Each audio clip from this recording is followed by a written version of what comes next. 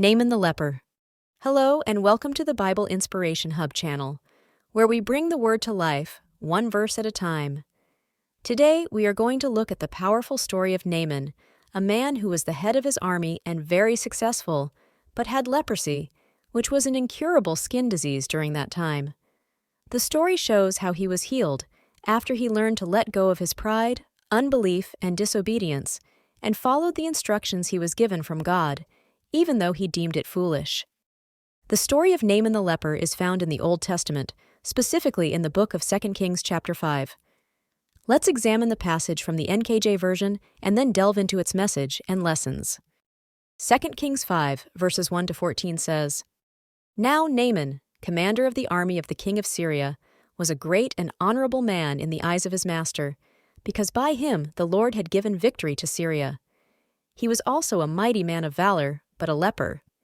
And the Syrians had gone out on raids and had brought back captive a young girl from the land of Israel.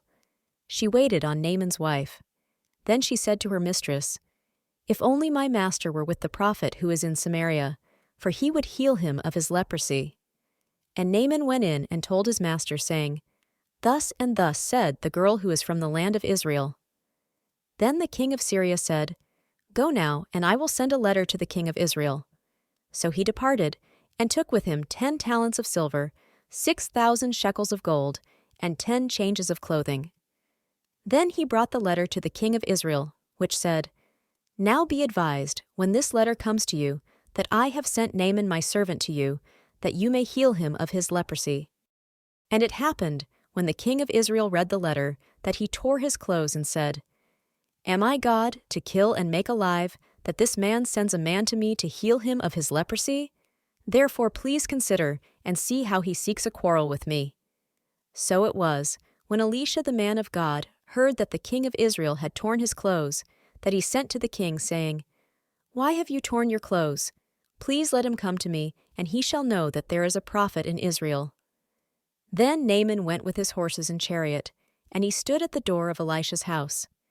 And Elisha sent a messenger to him, saying, Go and wash in the Jordan 7 times, and your flesh shall be restored to you, and you shall be clean. But Naaman became furious, and went away and said, Indeed, I said to myself, He will surely come out to me, and stand and call on the name of the Lord his God, and wave his hand over the place, and heal the leprosy. Are not the Abana and the Pharpar, the rivers of Damascus, better than all the waters of Israel?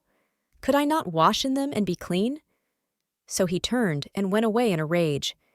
And his servants came near and spoke to him and said, My father, if the prophet had told you to do something great, would you not have done it? How much more then, when he says to you, Wash and be clean? So he went down and dipped 7 times in the Jordan, according to the saying of the man of God. And his flesh was restored like the flesh of a little child, and he was clean. Naaman, the commander of the Syrian army, was esteemed highly for his military prowess and victories.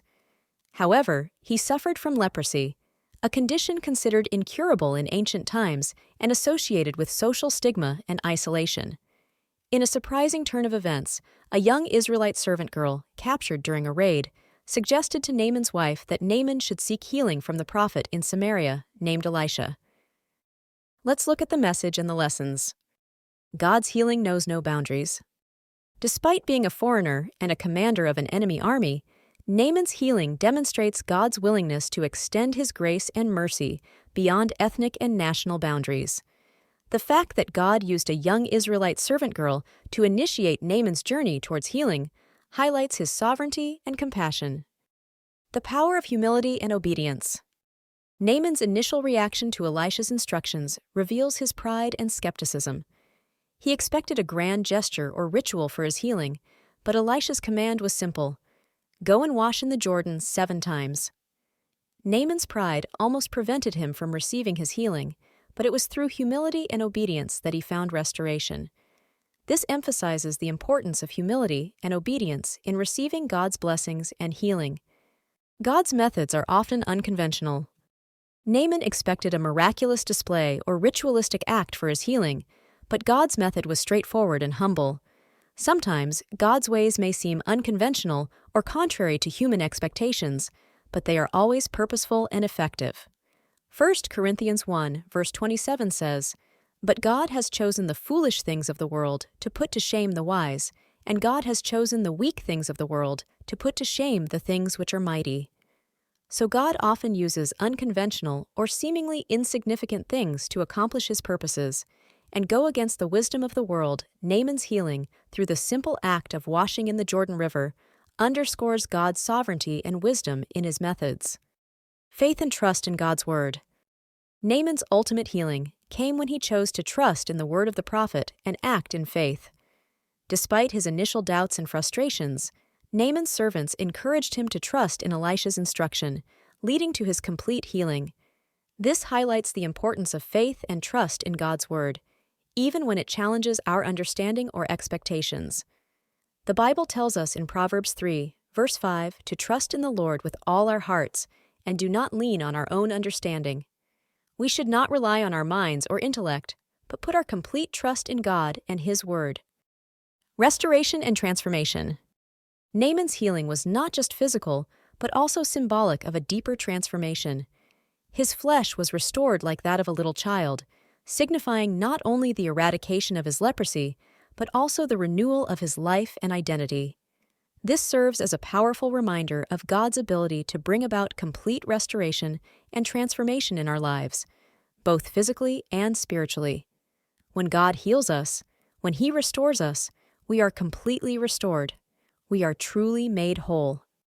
In conclusion, the story of Naaman the leper illustrates God's boundless grace, the power of humility and obedience, the effectiveness of unconventional methods, the importance of faith and trust in God's Word, and the potential for restoration and transformation through His healing touch.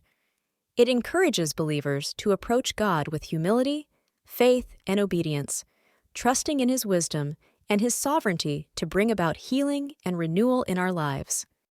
Thanks for watching, and remember to like and subscribe for more videos like this.